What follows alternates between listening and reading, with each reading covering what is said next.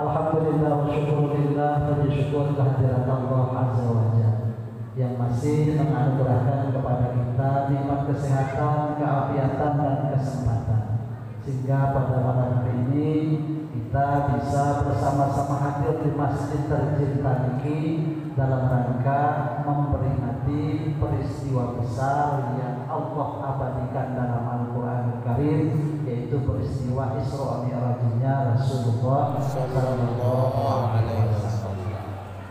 Bapak Ibu rahimakumullah, Isra Mi'raj ini juga bagian dari nikmat dan anugerah Allah sebagai wasilah bagi umat manusia untuk dia melaksanakan kado dari Isra Mi'raj ini, sehingga dengan demikian dia akan kembali ke tempat asalnya, yaitu surga.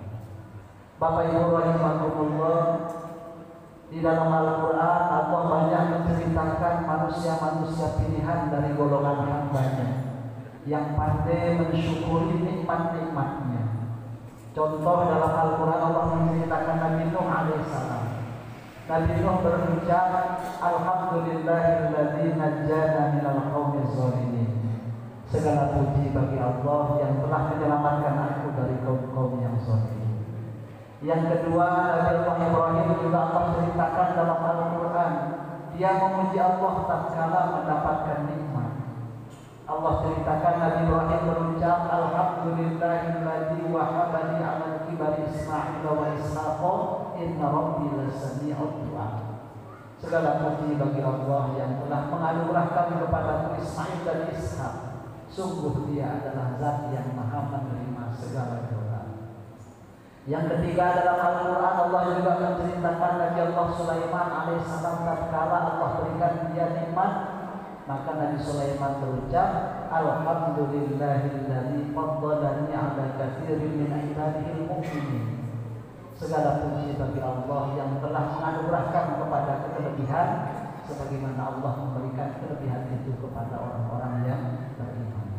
Inilah beberapa kisah Allah dalam Al-Quran yang menggambarkan kepada kita semua betapa manusia-manusia pilihan Allah yang Allah cintai itu yang senantiasa pandai bersyukur atas nikmat-nikmat. Maka oleh karena itu ulama mengingatkan kepada kita semua, manatul barokah asyukru ala nikmat. Poros keberkahan dari rezeki itu adalah pandai-pandai mensyukuri nikmat Allah Subhanahu wa ta'ala. Dalam sebuah riwayat Nabi menceritakan, idza mata hadirul Quran, apabila penghafal atau orang-orang yang ahli membaca Al-Quran itu meninggal dunia, maka Allah berfirman kepada tanah kuburnya, wahai tanah kubur, makanlah jasad tersebut. Kemudian tanah kubur itu menjawab, wa ya Rabb kaifa anquluhu wa kalamuka fi sadrihi. Wahai Tuhanku, bagaimana aku akan berani memakan jasad penghafal Quran ini, sedangkan ayat suci-Mu ada dalam dadanya. Maka orang-orang yang menghafal Al-Quran itu memberikan keistimewaan, jasadnya tidak akan pernah dimakan tanah sampai hari kiamat. Bapak Ibu rahimakumullah, anak-anak ini nikmat dan anugerah Allah yang menjadi generasi kita. Mudah-mudahan bisa kita bimbing dia untuk menjadi orang-orang yang taat pada Allah dan Rasulnya, menjadi generasi-generasi yang Quran ini. Amin ya Rabbal Alamin. Salam dan salam tiada lupa kita aturkan kepangkuan junjungan alam Nabi kita Nabi besar Muhammad Sallallahu Alaihi Wasallam. Allahumma salli wa sallim wa barik alaihi wa ala alihi, manusia pilihan Allah yang telah sukses mengantarkan kita manusia ke pintu keridaan Allah dengan risalahnya yang sempurna, yakni Islam. Bapak Ibu rahimakumullah, betapa pentingnya bagi kita untuk terus memperbanyak istighfar dan sholawat. Sholawat adalah pekerjaan yang Allah lakukan. Sholawat adalah pekerjaan yang Allah muliakan. Sholawat adalah pekerjaan yang sangat diagungkan oleh Allah Subhanahu wa ta'ala. Dalam riwayat, malaikat Jibril itu berkata kepada Nabi, wahai Rasulullah, siapa saja di kalangan umatku yang banyak membaca sholawat, Aku berjanji kelak akan memegang teguh kedua tangannya pada saat dia melewati jembatan Shiratal Mustaqim. Shallu ala Muhammad. Allahumma shalli wa sallim wa barik alaihi. Malaikat Mikail pun demikian. Wahai Rasulullah, siapa saja yang banyak membaca sholawat di kalangan umatmu, aku diperintah oleh Allah untuk membawakan dia rezeki dari jalan yang tidak pernah dia sangka-sangka. Malaikat Israfil pun demikian. Dia berkata di hadapan Rasulullah, wahai Rasulullah, siapa saja di kalangan umatmu yang banyak membaca sholawat, aku akan sujud di bawah arasy Allah, tidak akan pernah mengangkat wajahku dari tempat sujud kecuali Allah memberikan jaminan bahwa orang-orang yang berselawat akan Allah ampuni dosa-dosa. Malaikat Israfil pun demikian. Dia berucap di hadapan Rasulullah SAW, wahai Rasulullah, siapa saja di antara umatku yang banyak membaca sholawat, maka aku akan mencabut nyawanya dengan penuh kelembutan dan kasih sayang. Shallu ala Muhammad. Allahumma shalli wa sallim wa barik ala sayyidina Muhammad. Bapak Ibu hadirin hadirat rahimakumullah, di sini banyak para guru-guru kita, para masyayikh, para asatidz, para profesor, para doktor, guru-guru kita semua. Alhamdulillah mereka bisa meluangkan waktu hadir di tengah-tengah kita untuk berbagi keberkahan dengan kita. Bapak Ibu rahimakumullah, ketika kita baca sejarah Isra Mi'raj dengan teliti, tidak akan pernah cukup waktu disampaikan dalam seminggu sekalipun, saking panjang dan lebarnya kajian tersebut. Salah satu dari peristiwa penting itu adalah bahwa Rasulullah SAW dalam proses Isra Mi'raj beliau dikawal, dijaga, dituntun oleh Jibril, Mikail dan Israfil. Ini maknanya apa Bapak Ibu rahimakumullah? Begitu juga kita ketika ingin sampai kepada Allah dengan baik dan benar serta sempurna, maka carilah pemimpin ruhani. Ada para tuan guru, ada para asatidz, para profesor, para dokter-dokter kita yang memahami agama. Mari hadir di tempat mereka untuk mengkaji ilmu agama. Mengapa demikian? Karena Nabi berpesan, iltamisil barokah min zabil barokah. Carilah keberkahan pada orang-orang yang Allah berikan kepada mereka barokah. Untuk apa barokah itu Bapak Ibu rahimakumullah? Barokah itu maknanya at-tashil wa taisir di amalil ta'ah. Ketika Allah berikan kepada kita semua barokah, maka keberkahan itu membuat kita ringan dan mudah berbuat amal kebaikan.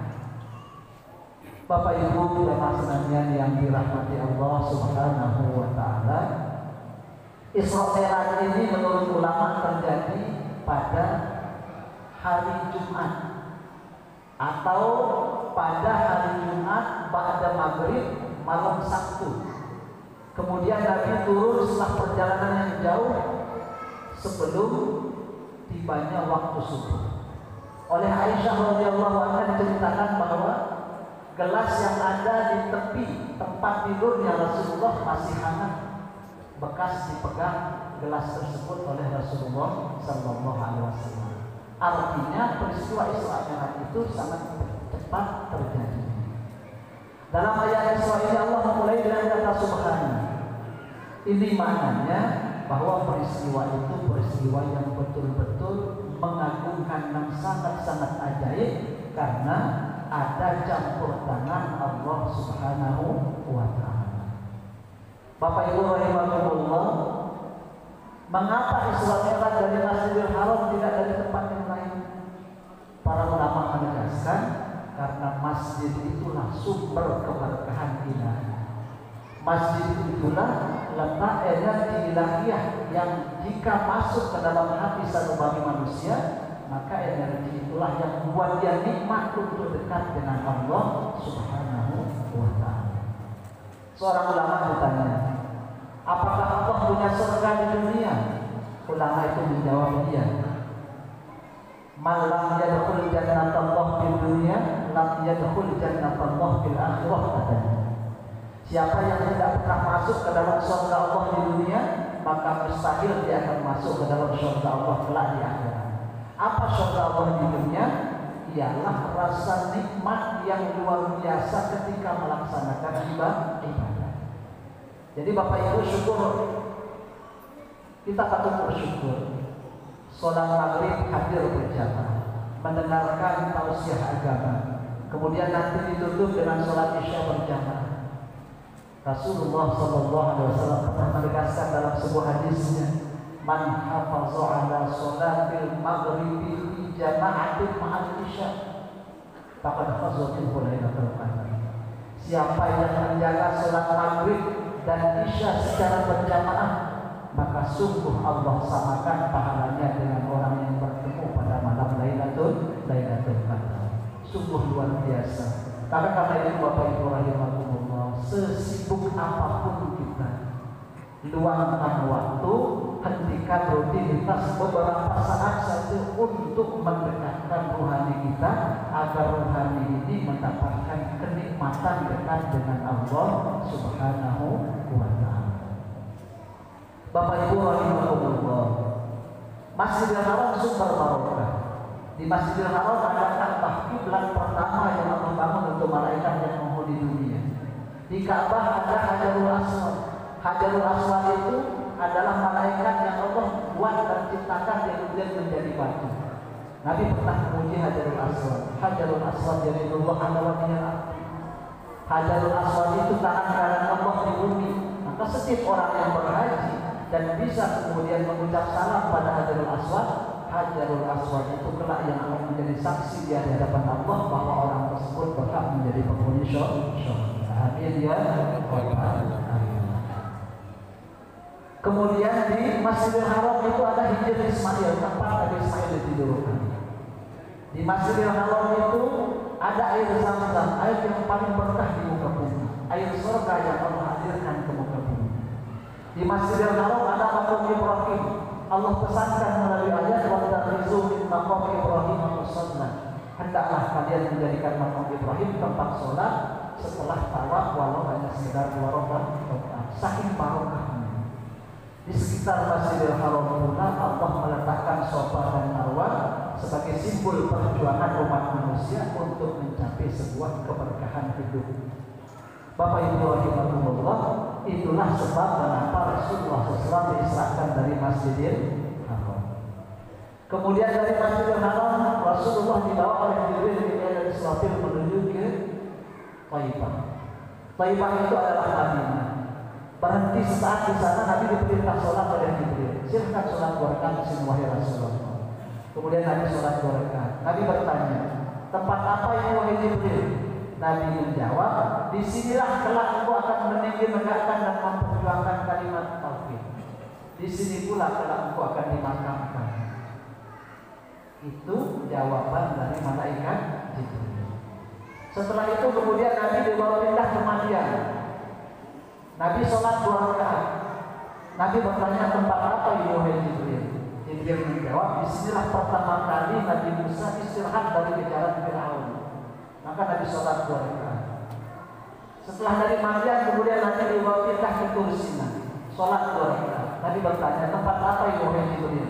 Jibril menjawab, disinilah dulu tempat munajat dan komunikasi yang terus dilakukan oleh Nabi Musa dengan Allah.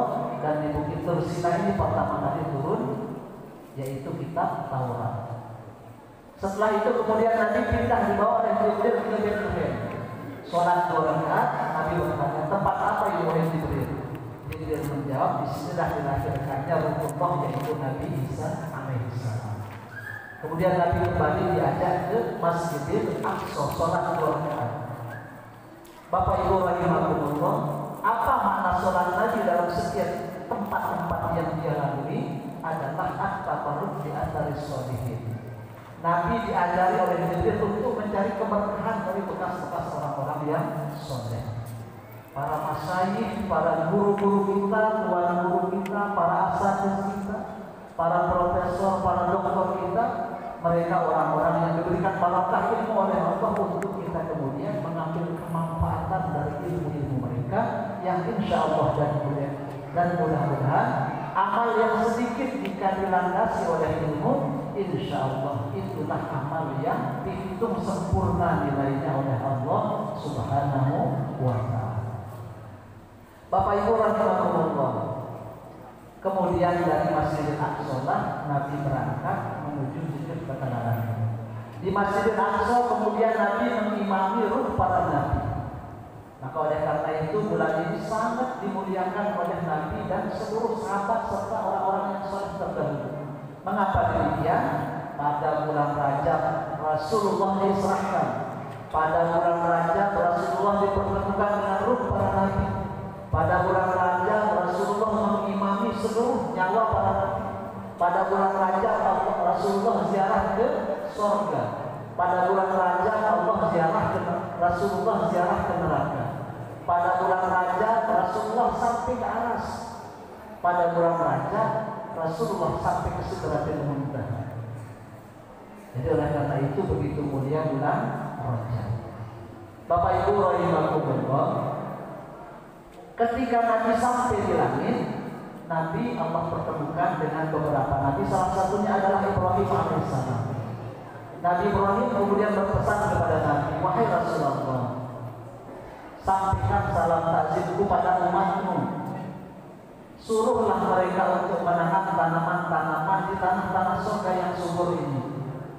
Nabi bertanya, apakah yang mesti ditanam oleh umatku di dunia?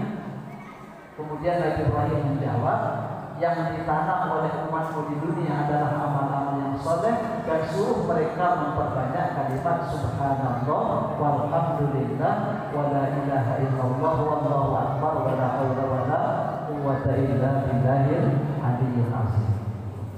Bapak Ibu hadirin hadirat rahimakumullah, setiap manusia menanam dua hal. Satu, ada yang menanam kebaikan. Jika kebaikan ditanam, maka kebaikan itu jika dilakukan oleh orang lain, maka kebaikan itu akan mengalirkan pahala terus-menerus sampai hari kiamat. Yang kedua, setiap manusia menanam keburukan, meneladankan kemaksiatan. Maka ketika dia menanam keburukan dan meneladankan kemaksiatan dan dilakukan oleh orang lain atau ditiru, maka dosanya akan mengalir terus-menerus sampai hari kiamat. Maka syukur Bapak Ibu rahimakumullah, kita semua memperingati dan merayakan Mi'raj ini karena Mi'raj bagian dari mukjizat yang luar biasa Allah anugerahkan kepada Rasulullah sallallahu alaihi wasallam. Bapak Ibu rahimakumullah, Rasulullah sallallahu alaihi wasallam menurut satu riwayat, ketika sampai di Aras, Nabi melihat seseorang laki-laki di sana. Kemudian Nabi bertanya kepada Jibril, siapakah orang ini wahai Jibril? Apakah dia adalah Nabi, Rasul atau malaikat? Jibril menjawab, dia adalah seorang laki-laki yang di dunia rajulun lisanuhu ratbun bidzikrillah. Dia adalah seseorang yang dulu di dunia lidahnya selalu basah menyebut-nyebut Allah Subhanahu wa Ta'ala. Jadi Bapak Ibu rahimakumullah, kita semua punya keturunan, punya generasi. Mereka harus dibimbing, disemangati, diarahkan untuk menjadi orang-orang yang bisa memahami agama dengan baik dan sempurna. Mengapa demikian? Mereka lah investasi ukhrawi kita. Rasulullah SAW pernah menceritakan kepada para sahabat bahwa ada penghuni surga yang terus ditinggikan derajatnya di dalam surga sampai mereka kebingungan. Mereka bertanya pada Allah, wahai Tuhanku, mengapa derajatku terus engkau tinggikan di dalam surga? Allah menjawab, di barokati du'ai waladikum sholihin di dunia. Ini karena barokah kamu memiliki anak-anak yang soleh dan solehah di atas dunia. Mudah-mudahan ini menjadi perhatian kita. Karena makin Bapak Ibu rahimahumullah, anak-anak kita sudah dirusak, otaknya sudah terkontaminasi dengan HP, sehingga kita prihatin ketika ada anak yang kadang sampai usia sudah remaja dan dewasa nggak bisa sholat. Bapak Ibu rahimahumullah, yang terakhir saya sampaikan bahwa ketika Rasulullah SAW itu Ketika Rasulullah SAW itu sampai di aras, kemudian dia sujud, Allah berfirman, Muhammad mintalah. Nabi meminta, binis bagi ilaika bil ubudiyah. Ya Allah, jadikan aku ahli ibadah kepadamu. Kemudian Bapak Ibu rahimakumullah, dalam proses perjalanan itu Nabi menggunakan kedua sandalnya. Sampai Allah berfirman, kenapa engkau mau membuka sandalmu wahai Muhammad? Nabi berucap, aku takut seperti Musa. Musa untuk perintah untuk dia membuka kedua sandalnya ketika ada di bukit suci yaitu Tur Sinai. Allah berfirman, wahai kekasihku Muhammad, engkau adalah orang yang aku tuju, engkau adalah orang yang aku cinta, engkau adalah orang yang aku dekatkan. Apa yang kau minta wahai Muhammad? Nabi menjawab, umatku ya Allah, umatku ya Allah, rahmati mereka, rahmati mereka. Maka Bapak Ibu rahimahumullah, dalam dialognya Allah dengan Nabi kita Muhammad tanpa dia dibarengi oleh Jibril. Ketika Nabi meminta oleh Jibril, temani aku mendekati Allah, Jibril menjawab, wa ma minna illa lahu maqamun ma'lum. Kami walaupun menjadi penghulu malaikat, tetapi punya batas yang tidak boleh kami lampaui. Kalau aku maju wahai Rasulullah selangkah pun aku akan menjulur menjadi begitu. Ini menandakan betapa tinggi mulia dan sempurnanya derajat Rasulullah Sallallahu Alaihi Wasallam. Bapak Ibu rahimahumullah, yang terakhir, mari perbaiki sholat jamaah kita. Malaikat itu mau menjadi makmum bagi kita karena kita membaca ayat-ayat Allah. Karena kita menundukkan kepala dengan serendah-rendahnya. Kepala kita sama rendahnya dengan kaki kita yang kotor. Itu bukti bahwa semakin dekat engkau kepada Allah dengan menghinakan diri, maka itulah yang membuatmu mulia dan bernilai di sisi Allah Subhanahu wa Ta'ala. As-salat ma'alul munajat, salat itu munajat terbaik. As-salat irajul ila mustawa ta'ala munajatil maut. Ketika Anda sholat, berarti ruh Anda naik ke atas untuk munajat kepada Allah Subhanahu wa Ta'ala. Mudah-mudahan apa yang kami sampaikan dalam uraian singkat hikmah Isra Mi'raj ini ada manfaatnya. Kurang lebihnya mohon maaf bila mana ada hal-hal yang kurang berkenan. Sekali lagi mohon untuk dimaafkan. Sekian, wassalamualaikum warahmatullahi wabarakatuh. Auzubillahi bismillahirrahmanirrahim. Alhamdulillahi rabbil alamin. Alhamdulillah katsiran thayyiban mubarakan fihi mubarakan alaihi kama yuhibbu rabbuna wa yarda. Ya Allah ya qadir ya ilahi ya ahad ya wahid ya qadir ya samad ya hayyun ya dzal jalali wal ikram. Allahumma shalli ala sayyidina Muhammadin miftah abwaab hadratika wa aidina ilaika min halqika. Allahumma bi sayyidina Muhammadin sahibil taj wal mi'raj.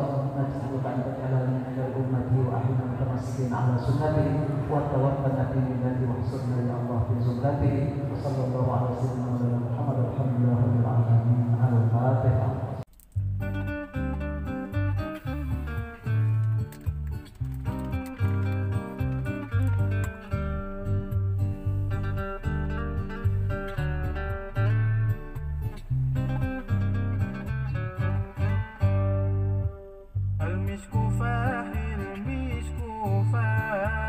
لما ذكرنا رسول